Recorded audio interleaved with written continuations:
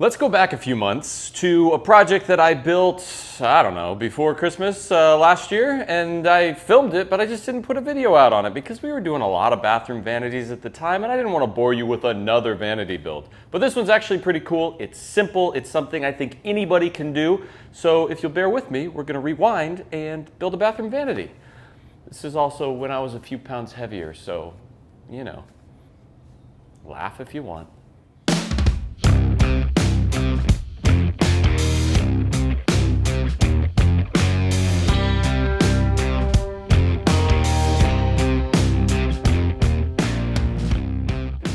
All right, now this is a pretty simple vanity, but the good news is anybody out there could build this thing. Now the first thing I did, like I do with all my pieces, is I threw it on the computer. I designed it in a program called SketchUp. It's a pretty easy program to use. I'll try and put a link in the video description if you're looking for a good design program. Hashtag not sponsored, it's just what I use. Now the top of the vanity is gonna look a little funny because it's getting kind of an ornate countertop, so we'll worry about that when we get to it. Also, if you're wondering who this guy is, he is not my brother, he's just my friend Jeff, who happens to be a woodworker with a big beard. I mean, we all look alike, let's be honest.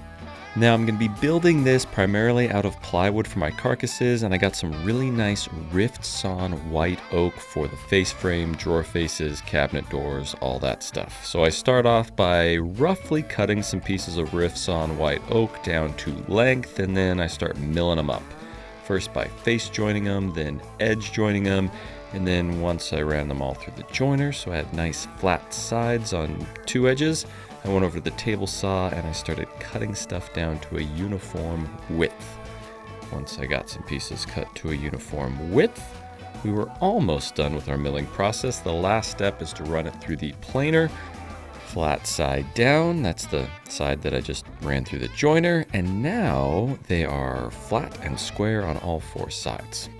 My bathroom vanity is going to be against a wall on one side, and then it's just open to the rest of the bathroom on the other side. So I'm going to do a decorative panel on the far side, kind of like a shaker style panel, and that requires a little bit of a glue up. So I'm going to get that glue up out of the way to start out with so that it can just be off to the side and dry, and I can continue on with the rest of my face frame construction. So I put that in some clamps, stuck some glue in between all those pieces, and cha-cha-cha, on to the next step, which is my cabinet carcasses. Now, I personally like to use pre-finished either birch or maple plywood for my carcasses because once they're built and you put the face frame on the outside, well, you don't have to do anything to the inside because it's already finished, and it saves a lot of time. You can get plywood typically either finished on one side or finished on both sides. It's really not that much more expensive to get it finished on both sides. I always do it that way because then you don't have to worry about which side you're using. So I got a cut list off of my digital rendering and started cutting out all of my carcass pieces. Now, the way I hook these carcasses together is pretty darn simple. I start out by just hooking them together with some 16 gauge brad nails. Now that's not strong enough, but it's going to hold them together long enough for me to sink some screws in. Before I sink the screws in, I always pre-drill a couple pilot holes so that I don't split the plywood. Once I do that, I send in some screws. Or in this case, Jeff sent in some screws. And just like that, our cabinet box is built. And then I take a 1/2-inch piece of pre-finished plywood and I stick it on the back. Now this makes the entire box really sturdy. It makes sure that it's square, and well, it gives us a nice surface to send some screws through and hook it to the wall when we get to that point. This vanity is going to have 3 separate boxes because there's kind of 3 separate bays. There's going to be 2 cabinet doors in the middle, and then there's going to be banks of drawers on the outside. So once I get my 3 separate cabinet boxes all built and next to each other, sink in the middle, the last thing I really have to do is make a toe kick. Now, I personally like to build my toe kicks separate from my cabinet boxes because that way you can get the toe kick, put it in place, make sure it's nice and level, and then all you have to do is set your boxes on top. Some people like to attach the toe kick to the cabinet boxes. but I just think it's a little more difficult when it comes time to install them. I hook the toe kick together the exact same way I do the boxes, first with some pin nails just to lock it in place. Then I drill some pilot holes and Jeff comes in behind me like a, NASCAR pit crew and sends in those screws. If you're wondering what a toe kick is, if that's new to you, it's just something that the cabinet boxes sit on top of, which makes the cabinet boxes themselves stick out a little farther than the toe kick so that when you're standing at the sink, well, it's a little more comfortable because your toes don't hit the front of the cabinets. They hit the toe kick. Huh? That's probably why they call it a toe kick. So with my toe kick and my boxes all built, now it is time to hook my 3 separate boxes together into one. Now you might be asking, why didn't you just do one giant box with a couple dividers down the middle? And that's a fair question. You could totally do it that way. That's fine. I just think it's easier just to do a bunch of separate boxes and hook them together because you know exactly the size of all your openings and you can just roll with it. But you do you. You could do it that way if you wanted to. Once all my boxes were hooked together, my toe kick was done. Now it's time to make them look less like just plywood boxes and more like a fancy oak vanity, which means we're going to cover all that plywood with a beautiful face frame. So once again, I rough cut a bunch of pieces of that rift sawn white oak, got it all milled up, and I cut it to exactly 1.5 inches wide. If you're like, why 1.5 inches? Well, I'm glad you asked. My plywood is 3/4 of an inch thick. When I butt 2 pieces of plywood together, that equals 1.5 inches. So by creating 1.5 inches face frame, it's the exact same width as my thickest pieces of plywood, which means that the front of my face frame will be flush with my cabinet box, which means when I go to install my drawer slides, it will be wicked easy because I'm not dealing with an overhang from the face frame to the cabinet box. Did you get all that? Once I had all of my face frame pieces cut, I marked out everywhere that needed a pocket screw, and I drilled pocket holes to attach all the pieces together. Now, if you're looking at me hook this piece into that end style piece, you might notice that end style piece is cut at a 45-degree angle. This is a different piece, also cut at a 45-degree angle. We'll come back to that in a second. It will all make sense. Once I got my outer frame all screwed together with the pocket holes, I used some spacer blocks to set the height of my drawer openings, and I screwed in all my internal divider pieces. Now this is really dealer's choice on how you want to lay this out, but I kind of did this isolated drawer at the top, and then I'll do 2 drawers that are smashed together at the bottom. Now, this is my other piece that's going to be that decorative end cap. And like I mentioned, this also has a 45-degree angle cut on one of those styles. Now I matched that up to the 45-degree angle on the front face frame, which means I won't have any seam from that side piece to the front face frame. But I still have to figure out how to float a panel into this decorative side piece. Now I could have done it like a traditional shaker style door with a routed out groove down the center of all those pieces and floated a panel. That just seems like a lot of work for something you're not going to see. So instead I used that rabbiting bit, just created a little lip on the back side, and we'll set it in before we hook the whole thing onto our cabinet carcass. When it comes to gluing up 45-degree angles or mitered corners, a lot of people overthink it. They think they need a zillion clamps on there and you have to have a ton of pressure, but that's just not true.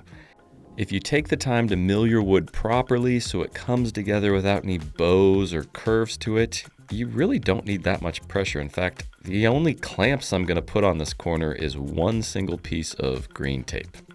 That's all you need. Just let it sit and let the glue do the rest. Okay, maybe I'll just put on 2 pieces, 3 pieces, just 3 pieces of green, 4 pieces of green tape and you're good to go. My point is you just don't need a lot of clamps. Then it was time to work on that decorative panel to kind of fill that void in our face frame. I took it out of clamps and I went over to the bandsaw to round over the corners because my router bit left a rounded profile in the corners. And you can't fit a square panel into a round hole. That's like Woodworking 101. Once I added that little round over, I kind of stuck it on the back side just to see if it would fit. Kind of like this. And sure enough, it does. Voila! Decorative shaker style panel in about 5 minutes. By this time my glue was dry, so I removed my 1/4 pieces of green tape. As you can see, I've got a pretty nice looking corner there, and I carried the entire thing over to my workbench. Because I have a toe kick, but my face frame has these legs that go straight down to the floor, it's kind of a decorative choice. I like the way it looked. I needed to create these little wood returns that cut from that decorative foot back to that toe kick to kind of cover up the gap that would be there.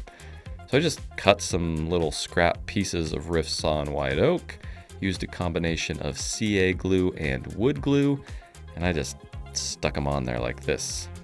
Bloop. And then, if all is gone according to plan, my face frame should fit right onto my cabinet boxes, kind of like this. Next, I need to figure out a way to permanently affix my face frame to my cabinet boxes. Now, I marked out to use a lamello, which is kind of like a biscuit joiner, but the biscuits are magical and they click together. You don't have to use a fancy lamello, it's super expensive, and if you don't have one, well, don't worry, don't spend the money. You could easily drill some pocket holes on the inside of your cabinet carcass and just hook it on that way. Or if you're in a pinch, you could even use brad nails, but then you'd have holes in the front of your face frame and you'd have to fill them. But since I have lamellos, I drilled the holes on the cabinet carcasses and on the back of my face frame. And then these are what's called biscos, which are just biscuits. It's just a way to test the fit to make sure everything fits together. So that's what I'm doing here. But again, don't worry if you don't have a lamello. Just use a pocket hole jig. Well, I feel like you have reached that age in subscribing to my channel that it's time I had the socks talk with you. Bombas. That's who's sponsoring this video, and they make incredible socks, if you haven't heard. Now, Bombas is such a cool company. They were launched in 2013 when their founders realized that socks are the #1 item requested in homeless shelters. So they set out to solve that problem with their one purchased, one donated initiative. Basically, every item you purchase on their website, they in turn donate an item to somebody in need. And they don't just have socks, they have underwear, they have socks for every occasion, they have socks for running and dress and Pilates. I've been doing a lot of running lately, and their athletic socks, they got this pretty sweet technology with moisture wicking yarn. I didn't even know that was a thing, but apparently it is. They wick the moisture away from your feet, keeping your feet dry, but they're still breathable and comfortable. Believe me, they're awesome. And if you're like, I've seen Bombas before, but I live out of the country, I don't know if they ship out of the country. Well, they do now. They're starting international shipping, so they'll send you Bombas anywhere you live, which is pretty awesome. Usually at the end of the day, when I take my boots off, I next take my socks off because I can't wait to get them off. But the cool thing about Bombas is I actually end up leaving my socks on because they're just that comfortable. If you want to feel good and do good knowing Bombas is doing good things, well, new customers are getting 20% off their first purchase. All you got to do is go to bombas.com/bourbonmoth and use the coupon code bourbonmoth at checkout. I'll put a link in the video description. I'll put one on the screen. I'll even put one on my underwear. We're not showing that. Video description. Bombas. They're pretty incredible. As you can see, my face frame fit on there pretty well, and now I've got to cut a piece to cover up the toe kick in between those two legs. There's just one issue I forgot to tell you about. Where this vanity is going in the bathroom is right over the top of a heating duct, which means I had to create some way for that heat return to, well, pump heat out the base of the vanity. I could have just cut a hole in this decorative wood piece and stuck a metal grate in there, but I have a Shaper Origin, which is basically a handheld CNC router, so I figured, why not just make my own wooden grate right in the front of my decorative toe kick piece? So I just designed it right on Shaper Origin. It looked something like this, and once it's in place, it'll kind of look something like that. At this point, my cabinet was essentially completely built. Everything except for the drawers, drawer faces, and cabinet doors. So I took this opportunity to do a little finishing. I grabbed one of my favorite finishes, Rubio Monocoat. The color I'm using on this white oak is Corn Silk. Corn Silk is kind of my go-to finish if the oak has a little bit of a red tint to it. I like the Corn Silk because it's got a little green in it. And so when the green mixes with the red, it kind of cancels out the red. Think about color theory here. Red and green makes brown, and well, it just keeps your oak from looking too pink. It's usually not a problem with white oak. It's more of a red oak problem, but for some reason this white oak was a little pink, so Corn Silk it was. After I had the entire face frame finished up with that beautiful Rubio, I inserted my permanent lamello clips. I think these are called like Climax or Clamex. I don't remember what they're called. They're the little clicky ones. You stick a male one on one side, a female one on the other side, and then you just hit it.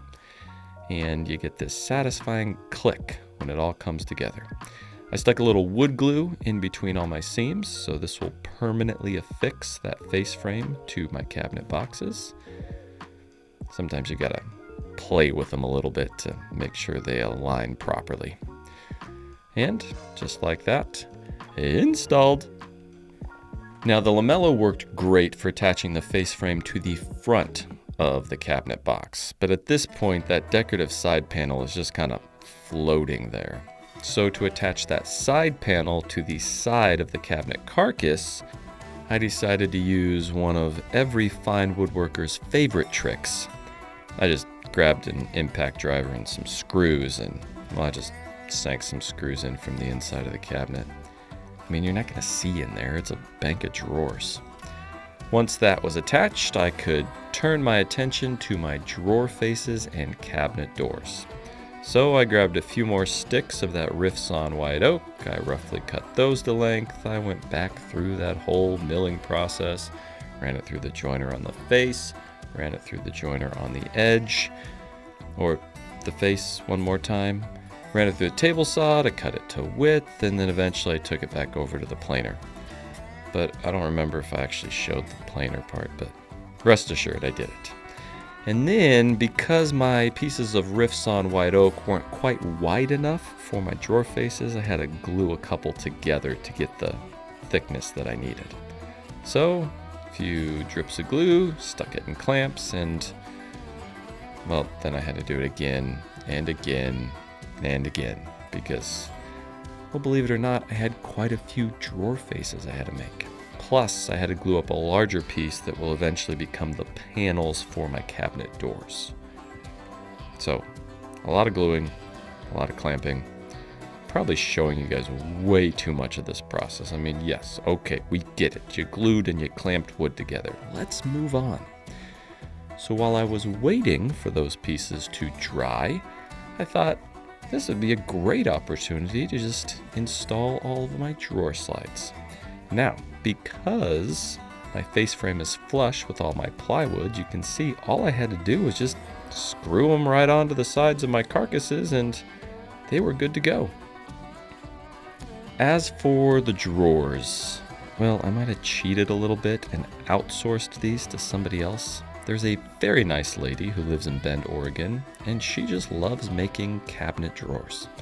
And I figured it would be horrible to deprive her of the opportunity to make more drawers because she loves it so much. So I just ordered them from her. They're nice, they're dovetailed, they're birch, and they look great. And well, it saved me a lot of time. If you would like a video on how to make your own drawers, I'll put one in the top corner right here. With all of my drawer slides installed and those nice handmade dovetail drawers, not by me, I could start working on my drawer faces and my cabinet doors. Now the drawer faces are going to be ridiculously simple. They're just going to be solid pieces of Riffs on white oak. because, sometimes simple is better. So I pulled out my fancy Bourbon blade and I scraped all the glue off of my seams. I'm showing you a lot of this because I wanted to remind you that the Bourbon blade is available on my website for purchase right now. I'll put a link in the video description. Anyways, once the Bourbon blade expertly removed all of the excess glue, I took the pieces back over to the planer just for a quick little once over. And then I went over to my cabinet to get my final measurements for the drawer faces. Went over to my miter saw and I cut them down to those final measurements for the drawer faces. I have to kind of draw this out a little bit because, like I said, they're just solid pieces of wood, so there's not a whole lot of instruction going on here. I like to leave them about, 1/8 of an inch shy on all four sides. Now, I don't normally do that for kitchens, but for bathrooms where there's a lot of moisture, which means the wood's going to expand and contract a little bit more, I make the reveal just a little bit bigger. I don't know if that's necessary, it's just something I've always done. Once I had all the drawer face pieces cut, I labeled them very carefully, first with a pencil, and then I realized I have to sand these all down, so I went back over it with a permanent marker. Sandy, sandy, sandy. And then it was time to work on my cabinet doors. Now, when it comes to cabinet doors, the thing you want to spend the most time on is your math. It takes a little math to figure out, you've got one opening, but you got to put 2 doors in there. So make sure you spend time to figure out, your reveals and the proper size of everything. Now, to build these doors, I'm going to build them oversized, which means they're going to be bigger than I need them to be, and then I will cut them to their final size once they're all assembled. I'll show you that process right now. Now, the thickness of my rails and stiles is going to be 2 inches. So I start out by ripping a bunch of pieces down to like 2 1/4 inch because I want it bigger than I need it to be. Once I have all those pieces ripped down, I run them through the planer until they're right at 3/4 of an inch thick. Next, I need to dado out a groove down the center of all of my rail and stile pieces. So I find the center of one of my pieces, I just grab a 3/8 inch setup block, put it on both sides and draw a line. That gives me my center line right there. Then my tenons on my rails are going to be 3/4 of an inch long. So I want that groove down the center of all my pieces to also be 3/4 of an inch long to accept that tenon and my floating panel. So I set the blade height to 3/4 of an inch, and then I move it over so it's just on either the right or the left side of that center line. It doesn't matter which one, just make sure it's on one side or the other. Then I'm going to run the piece through one way, flip it around, and run it through the other way. The reason I do this is because by flipping it around and running it both ways, it ensures that that groove is smack dab right in the center of every single board. And I have a perfect 1/4 inch groove because my blade is an 1/8 inch thick. Once there's a groove down all of my pieces, I switch out my regular blade for a dado stack. Now I do the dado stack at right around 3/4 of an inch thick. Anywhere between 3/4 of an inch and 7/8.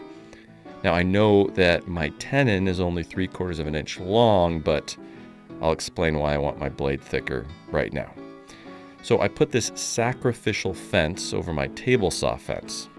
This allows me to get the fence as close to the blade as I want to, and it doesn't matter if I hit it because it's just a sacrificial fence made out of a piece of plywood. Then after making sure my blade is set to the correct height, I can run my rail pieces on both sides through that dado stack. I like to do like a couple passes back and forth just to get rid of any of the chatter, and always cut a couple extra rail pieces so you can play around with the fit before you start cutting all of your pieces. You want it to be a nice, snug friction fit. Anyways, pretty soon I had all my tenons cut on my rail pieces, and it was time to start working on the panels that'll float inside that frame.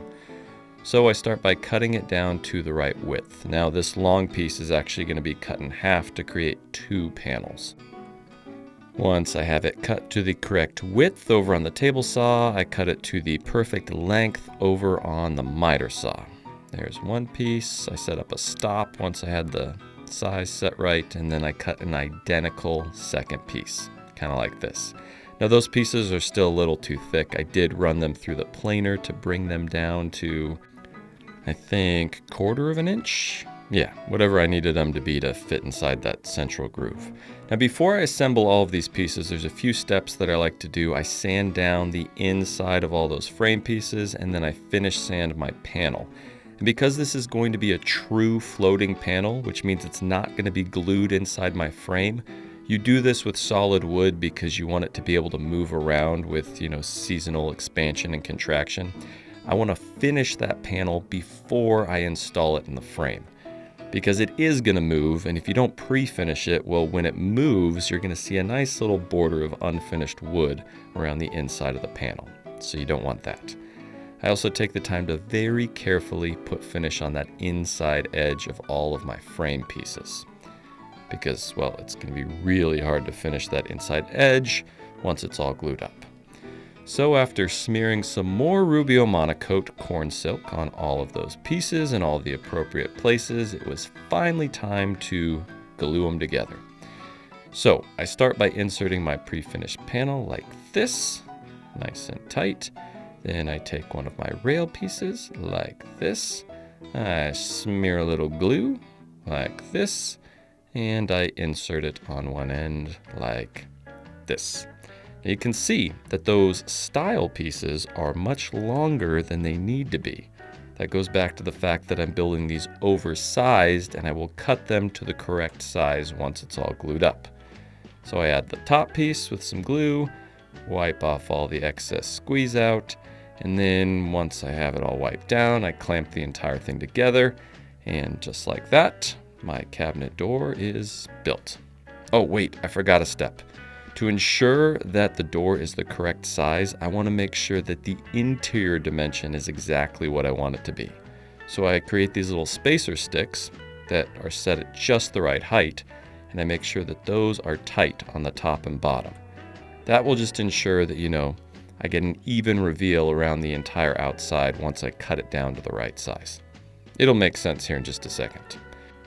And if it doesn't, well, I'm sorry, just go rewatch the video like 10 times. Maybe it'll click at some point. And honestly, it would really help me out in the whole view department. So, with all of that done, it's in clamps and I set it aside. And then because I'm doing 2 doors, well, I repeat the step on another door, but I don't need to show you that process, so I sped it up for you. And then magically, the next day, they're dry. So I came into the shop, took them out of clamps, and now we're going to cut them down to their final size. So I start on the top and bottom. I measure exactly 2 inches out from that inside edge because I want a 2-inch border around the entire outside, and I draw a line. This is the line that I want to cut along. I mean, you don't have to draw a line, it just helps my brain. Then I stick the door into my crosscut sled and I cut that first end off. Zip, zap, zoop. And then the second end I actually cut on the table saw fence because I can set the fence to the exact height that I want the door to be. And even if it's like a 1/16 of an inch different from the top one, it doesn't really matter. You're not going to tell, and then the door is at the right height. Then once I have them cut to the right height, I have to cut them to the right width. So I do that same thing. I measure 2 inches out from that inside edge. I draw a line, I cut one side, and then I flip it over and I cut the other side. Now if I've done this right, I should have 2 inches around the entire outside of my panel, and both of those doors should fit in the opening with a perfect 1/8 inch reveal all the way around on all 4 sides, which they did. Yay! So at this point, all of the pieces for the vanity are completely built. There's just some finishing work to be done. So with my doors the right size, I sanded them all down, making sure to be really careful not to accidentally sand that interior panel because remember, that's already finished. Then once I had them all sanded, I marked out for my Euro style hinges, went over to the drill press, and using a 35mm Forstner bit, I drill a little hole. I always just go to the top of the Forstner bit because that seems like a good depth. I know there's fancy machines that can drill these holes out for you, but that's just the way I do it. Then with those holes drilled, I am very carefully applying more Rubio Monocoat corn silk. Again, trying not to get finish on that interior panel because I already put finish there. I mean, it's Rubio. If you get a little on there, you just wipe it off. Nobody's gonna tell, but you know, less is more. And then, well, I finished all the drawer faces, and the next day it was time to pack everything up and head over the mountain to the cabin and get this thing installed. Here's a little hack if you have to move a bunch of finished drawers. I like to stick a paper towel in between all of them, you know, like you're packing bacon up for a picnic. We loaded everything in my trailer, hauled it over the mountain, and then me and Craig hauled it all into the house. I also like to remove the drawers when you have to carry something. It just makes it lighter, so you might as well. You can really tell this was a few months ago because there was still snow on the ground. I mean, we're well into summer at this point. It's kind of like Christmas in July or June. All right, to install this beast, we start out with our toe kick. This is why I do the toe kick separate, because like I said, it's so much easier. You get the toe kick in, you make sure that's nice and level, shim it a little bit here or there if you need to. Thankfully, the floor was pretty darn level, so it didn't require any shims. And then you find the studs to screw it into the wall. At least that's what I would have done if I hadn't forgot a big part here. You can see that heat return in the center underneath where the sink's gonna go. Well, I forgot to cut out a section of the toe kick so that the heat could pass through the toe kick in that fancy grate I made. So I took the toe kick back outside, just chopped off the front to make a nice little hole, and now you find the studs after making sure that it's nice and level, and you just sink a few screws through the back of the toe kick into the studs. That's all you really need. You don't need anything in the front. The weight of the cabinet's gonna hold it down just fine. Just a few screws, and then you're ready for the carcass. Almost. First, we have to cut out some holes in the back of the cabinet to accommodate the water lines, the vent, and the drain. So I very carefully take my measurements off the wall. I make a little map on this scrap piece of cardboard. I check, recheck, double check all your measurements because you don't want to screw this up. And then very carefully, you have to kind of think in the reverse, transfer those onto the back of the cabinet. You see that little tab sticking out on the right side? Yeah, you got to accommodate for that because that's also part of the equation. And then using a hole saw, I drill some holes in the back of the cabinet. I typically like to use a hole saw that's about a 1/2 inch bigger in diameter than what it has to fit. That way you got a little wiggle room left to right. Same thing with the water lines. Then once those are all drilled out, we can haul the carcass in the cabin and plop it in place. And thankfully it fit perfect first try. I mean, even if it didn't, you wouldn't know. This is a YouTube video. It could have been a horrible fit for all you know, and we just faked it for camera. We wouldn't do that sort of thing. Then we hook that to the wall with a few screws. I don't even bother hooking the cabinet to the toe kick because, well, they're both hooked to the wall. It's not like they're gonna go anywhere. And then you could hook this little decorative toe kick piece on the bottom with anything. I just happen to have some wood glue laying around. You really don't need much. I mean, just something to hold it on there. Stuck that in place. Now we've got a nice heat return under the cabinet to keep your toesies warm. Then we installed all of our drawers, and I would love to tell you that then I expertly installed all of the drawer faces and the hardware and the cabinet doors and walk you through that entire process in just beautiful cinematic detail, give you a lot of handy tips and tricks. But at some point during this process, well, the battery on my camera died. And like the moron I am, I forgot to check it. So we missed all of that. So right now, just pretend that I'm installing cabinet doors and drawer faces and wonderful unlacquered brass hardware.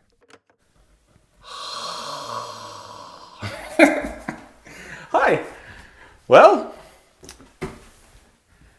that is how you build a very simple yet elegant looking vanity in the matter of 2.5 days. I mean, it doesn't have to be complicated to still look good. Hopefully that process was helpful and you can see how easy cabinetry can really be. You don't have to get crazy. Start on something like this, and then later, once you're comfortable, then start doing crazy stuff.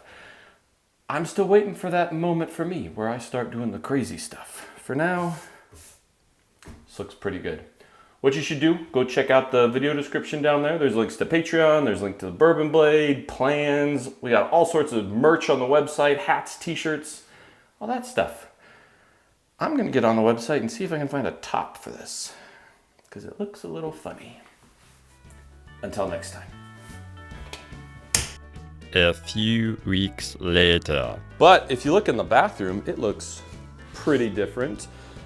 This vanity video has not come out yet, but I did film it, so don't worry, I'll do a full build video on that vanity. Here's the countertop that I was talking about in the walnut vanity video, but you can see it in person. The plumber's been here installing fixtures. We got the stone people over here working on curbs for the shower. They did a beautiful job on these countertops.